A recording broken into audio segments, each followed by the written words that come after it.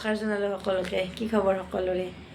আজি এই ভিডিঅ'টো মই ৰাতিয়ে আৰম্ভ কৰিছোঁ দেই। মানে কি হ'ল, দিনত কিবা এটা কাম আধৰুৱা হৈ আছিল আৰু মই ভাবিলোঁ কি কামখিনি সম্পূৰ্ণ কৰোঁ।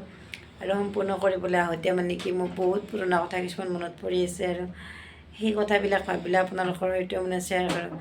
মানে কি কিছুমান কথা এনেকৈ কৈ ভাল লাগে আচলতে পুৰণা কথাবিলাক। সেইকাৰণে ভাবিলোঁ ভিডিঅ' এটাই বনাওঁ, আপোনালোকৰ সৈতে শ্বেয়াৰ কৰোঁ। মানে কি বিহুটো গ'লেই সকলোৰে বিহু বাৰু ভালে ভালেই গ'ল। মোৰ মনত পৰি আছে কি আমি মানে আজিৰ পৰা 5-6 বছৰ আগত কেনেকুৱা আছিল বিহুৰ কথাবিলাক, কেনেকুৱাকৈ আমি বিহু উদযাপন কৰিছিলোঁ। মই যিহেতু গাঁৱৰ ছোৱালী আছিলোঁ, বিহুৰ কেইদিনমান আগৰ পৰাই আৰু লাড়ু পিঠাৰ কাৰণে যা যোগাৰ আৰম্ভ হৈ যায়। এতিয়াহে মেইল হৈছে, আমি এতিয়াহে গ্ৰাইণ্ডাৰত ঠাণ্ডা খুন্দো নহয়, কিন্তু আগতে আমি সকলোবোৰ গুড়া বৰা চাউলৰ পৰা মানে অন্য চাউল হওক বা সান্দহ আমি সকলোবোৰ মানে কেৱল ঢেঁকীত খুন্দিছিলোঁ। ভাল লাগিছিলে।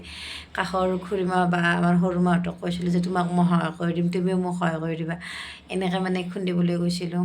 তাৰপিছত ভাল লাগিছিলে। উৰুকাৰ দিনাখনো মানে কি গধূলি হ'লে দেউতাই ক'ব কি আজি কোনে একো কৰিব নালাগে, মই বনাম আৰু মা যোগাৰ কৰি দিব।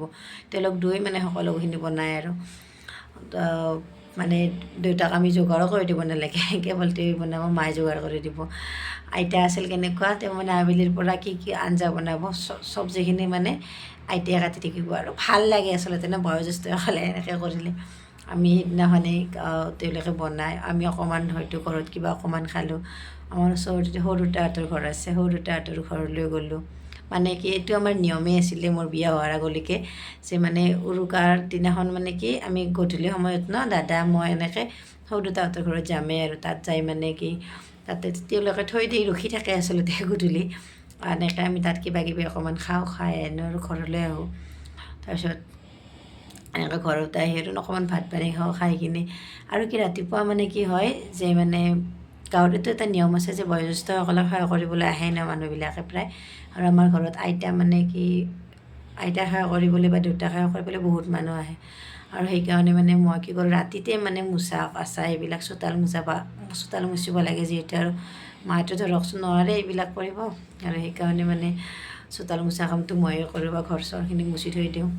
মা যিখিনি পাৰে মা সহায় কৰি দিয়ে। এনেকৈ আমি ৰাতি 1:30মান বজালৈকে মানে কি কামখিনি চাফ চিকুণখিনি কৰি ৰাতিয়ে কৰি থৈ দিওঁ তাৰপিছত ৰাতিপুৱা সোনকালে উঠি আৰু গা পা ধুই কিনে তেতিয়ালৈকে মানুহ আহে আৰু আইতাই জুইৰ কাষত বহিব। আইতাই মানে এটা ডাঙৰ মানে এটা মানে চচপেন এটাত কি কৰে পানী গৰম কৰি থাকে আইতাই, আৰু আমি তাৰ পৰা নি কিনে সকলোৱে গা ধুই থাকোঁ। আৰু আইতাই তাত যে পানী গৰম কৰিবলৈ যি বহে, এইফালে চাবচোন মানে মানুহ আহেই আৰু আইতাক সেৱা কৰিবলৈ।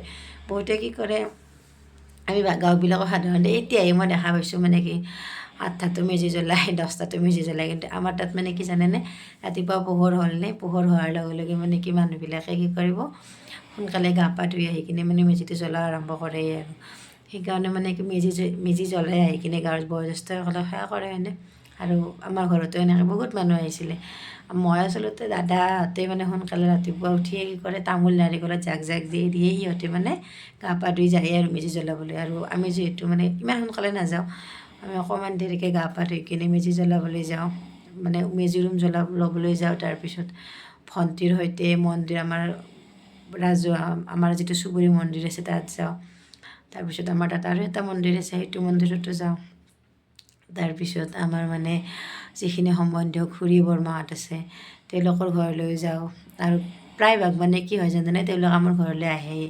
কিহত সেইদিনাখন দিনটো মানে আমাৰ ঘৰত মানুহেই থাকে আৰু কাৰণ কিয় জানে, আইতা আমাৰ সেইখিনি অঞ্চলত মানে বয়োজ্যেষ্ঠ আইতাই আছিলে। আৰু আইতাক আহে সেৱা কৰিবলৈ প্ৰায়ভাগে। আৰু তেতিয়া আমাৰো কামটো তাতে হৈ যায়। আৰু নতুবা আমি যাওঁ আৰু আমাৰ সম্বন্ধীয়খিনিৰ ঘৰত, আমাৰ ওচৰৰ যিখিনি ভাগিৰ মানুহ বুলি কওঁ তেওঁলোকৰ ঘৰত যাওঁ। তাৰপিছত আমাৰ ভিনদেউহঁত আহি সেৱা কৰে। মানে কি বিহু লাগিয়ে থাকে আৰু দিনটো খুবেই ভাল লাগে। মন্দিৰত যাওঁ, তাৰপিছত অকণমান ক'ৰবাত ফুৰিবলৈ যাওঁ।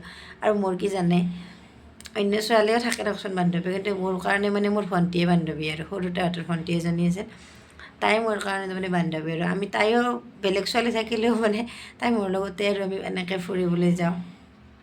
ক'ৰবাত গ'লেও তাইৰ সৈতেই যাওঁ, ভাল লাগে আচলতে। তাৰ পিছদিনাখন 1 তাৰিখটো আৰু আছেই মন্দিৰত আমাৰ ওচৰতে এখন সভা হয়, সেই সভাটো যাওঁ আমি। এনেকৈ মানে এই বিহুৰ 2-3 দিনমানলৈকে মানে বিহু লাগিয়ে থাকে গাত কিন্তু এতিয়া মানে মোৰ মনত কিয় পৰি আছে জানে, আজি মাঘৰ 1 তাৰিখ কিন্তু মানে এইবছৰ বাৰু আমি ঘৰত একো কৰাও নাই, কাৰণ নাপায় আমি এইবছৰ আমাৰ সৰু দুটা ঢুকুৱা বেছি এবছৰ হোৱাই নাই বাৰু। কিন্তু মানে মনত পৰে কি কিবা এটা মানে যেন মানে সেই আৰু ন, সেই পৰিৱেশটো আমি ইয়াত নাপাওঁ কেতিয়াও। এইবছৰটো আৰু একেবাৰে নাই, যোৱা বছৰ ভাল লাগি আছিলে কাৰণ ঘৰখনো ভৰি আছিলে, এজন আমাৰ মুখীয়াল মানুহ এজনো আছিল ন ঘৰত, এতিয়া মুখীয়ালজনো নোহোৱা হ'ল।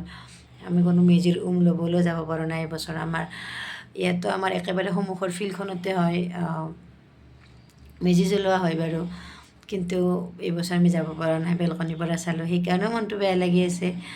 আৰু সেইকাৰণে ভিডিঅ'টো বনালোঁ, আপোনালোকৰ সৈতে শ্বেয়াৰ কৰিলোঁ। কিছুমান কথা আচলতে কি জানেনে, মনৰ ভিতৰতে থাকে ন, কিন্তু কৈ ভাল লাগে আচলতে। আৰু এতিয়া আচলতে গাঁওবিলাকতো প্ৰায় এনেকুৱা হৈ গৈছে ন, যে মানে মানুহৰ যিটো সমাগম সেইটো কমি আহিছে। আমাৰ আইতা থাকোঁতে যি মানে বহুত মানুহ আহিছিল, তাৰপিছত এতিয়াও আহে, তাৰপিছত আৰু কিছু পৰিমাণে কমিও গৈছে, কাৰণ সময়ৰ সৈতে ন মানে বহুত বস্তু পৰিৱৰ্তন হৈ যায় ন।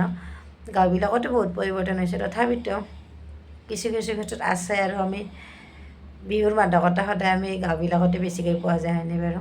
আৰু আজিলৈ ভিডিঅ'টো ইমানতে শেষ কৰিছোঁ, ৰাতিও বহুত হ'ল, অন্যসকলে টোপনিত লাল কালি দিছে, কিন্তু মই মানে কি এই আৰু পুৰণা কথাবিলাক মনত পৰি মানে ভাবিলোঁ ভিডিঅ'টোৱে বনাওঁ। এনেই আৰু মানে কি জানেনে, কিছুমান কথা নহয় এনেকৈ শ্বেয়াৰ কৰি ভাল লাগে আচলতে, আৰু সেইকাৰণে মই বনালোঁ এই ভিডিঅ'টো। যদি ভিডিঅ'টো ভাল লাগিছে লাইক এটা কৰি দিব, লগতে মোৰ চেনেলটো ছাবস্ক্ৰাইব কৰি দিব। ধন্যবাদ।